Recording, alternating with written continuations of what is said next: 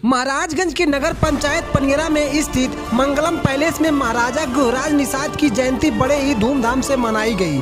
Samajwadi party के तत्वाधान में आयोजित इस कार्यक्रम में बड़ी संख्या में निषाद समाज के लोग शामिल हुए।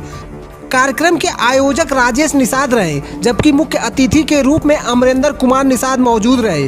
विशिष्ट अतिथि के तौर पर तूफानी निषाद और दयाशंकर निषाद भी मंच पर उपस्थित रहे। समारोह को संबोधित करते हुए सपा नेता अमरेंद्र निषाद ने कहा कि निषाद समाज के उत्थान के लिए राजनीतिक भागीदारी बेहद जरूरी है और आने वाले चुनाव में समाजवादी पार्टी को समर्थन देना चाहिए। वरिष्ठ सपा नेता आनंद निषाद ने महाराजा गुहराज निषाद के आदर्शों को याद करते हुए कहा कि उन्होंने हमेशा न्याय और समाज सेवा को मार्ग दिखाया। उन्होंने निषाद समाज से एकजुट होकर सपा के साथ मिलकर सरकार बनाने में सहयोग करने की अपील की।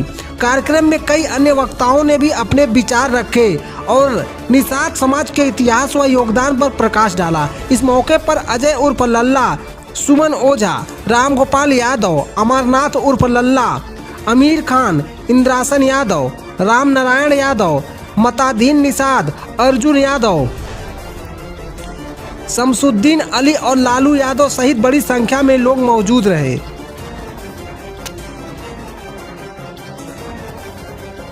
कहा जाता है कि महाराजा गुहराज निषाद जब श्री रामचंद्र जी वन को जाने लगे तो महाराजा गुहराज निषाद ने उनको संरक्षण दिया और नाव पार कराया। बस यही तक हमको बताया गया।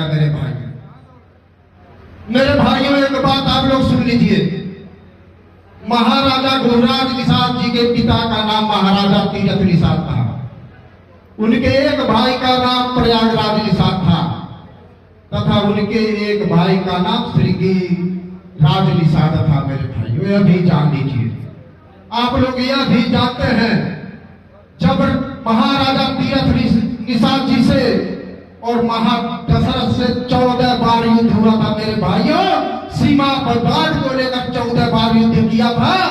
महाराजा तीरथ निषाद ने महाराजा दशरथ को 14 बार पराजित करने का काम किया था। मेरे भाई पराजित करने के बाद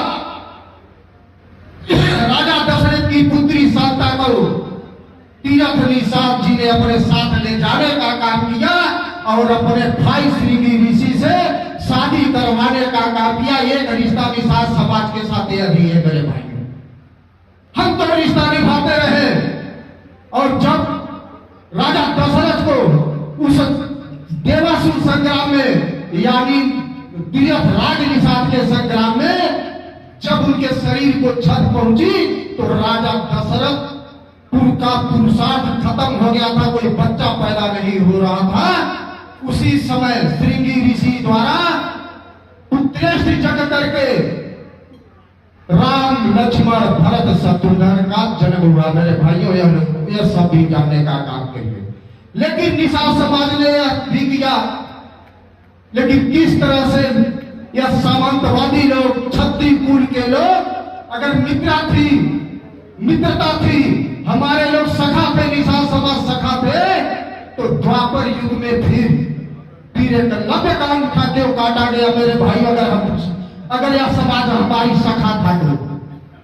और कल युग में आप लोग देख लीजिए, यही सामंतवादी लोग, यही क्षत्रिय समाज के लोगों ने फिर हमारी बहन फूलन देवी के साथ कौन कौन सा अत्याचार नहीं किया। और अत्याचार करने के बाद हमारी बहन ने दुर्गा का रूप धारण किया और उन राक्षसों का वध करने का काम किया। लेकिन जिस दिन भारतीय जनता पार्टी की सरकार बनी, राजनाथ सिंह उत्तर प्रदेश के मुख्यमंत्री बने, मेरे भाइयों मेरी बहन को की वीरता को खत्म करने के लिए इन लोगों को बहन फूलन देवी को मरवाने का काम किया। इसलिए मेरे भाइयों आप लोग यह समझ लीजिए, भारतीय जनता पार्टी बरगद का पेड़ है। मेरे भाइयों बरगद का पेड़ है। देख लीजिए, बरगद के पेड़ के नीचे अगर छोटी प्रजाति का पौधा उगाना चाहेंगे तो घास मर जाएगा, कभी विकास नहीं करेगा। मेरे भाइयों लेकिन आप सरसों में मटर बो देंगे तो निश्चित रूप से छोटे प्रजाति के साथ छोटे प्रजाति का विकास हो जाएगा। मेरे भाइयों इसलिए आप सभी लोग समाजवादी पार्टी के साथ जुड़िए, माननीय अखिलेश यादव जी के साथ जोड़िए। इसलिए वह हमारे समाज के लेबर के जाति हैं, शूद्र वर्ग के हैं। इसलिए जब भी विकास अखिलेश यादव का होगा तो उनके साथ साथ सारे शूद्र समाज का भी विकास होगा। मेरे भाइयों, आज महाराजगंज जनपद है मेरे भाइयों, आप लोगों से बताना चाहता हूं, कुछ तो बीत गया, वर्षों बीत गया। आपके विधानसभा में पनियरा विधानसभा भी निषाद बाहुल क्षेत्र है, फरंदा विधानसभा भी निषाद बाहुल क्षेत्र है। लेकिन जब काशीराम ने कहा था जिसकी जितनी संख्या भारी उसकी उतनी भागीदारी, लेकिन भारतीय जनता पार्टी के लोग आज तक यहाँ से किसी भी प्रत्याशी को, चाहे विधानसभा का चुनाव हो चाहे लोकसभा का चुनाव हो, कभी टिकट देने का काम नहीं किया। वह लोग उस प्रथा को मानने वाले हैं, मनु विधान को मानने वाले हैं। एक बेगारी प्रथा थी मेरे भाइयों, बेगारी प्रथा मनु ने चलाया था। उस बेगारी प्रथा का मतलब यह था कि शूद्र समाज काम तो करेगा लेकिन मजदूरी उसको नहीं मिलेगी, यह बेगारी प्रथा था।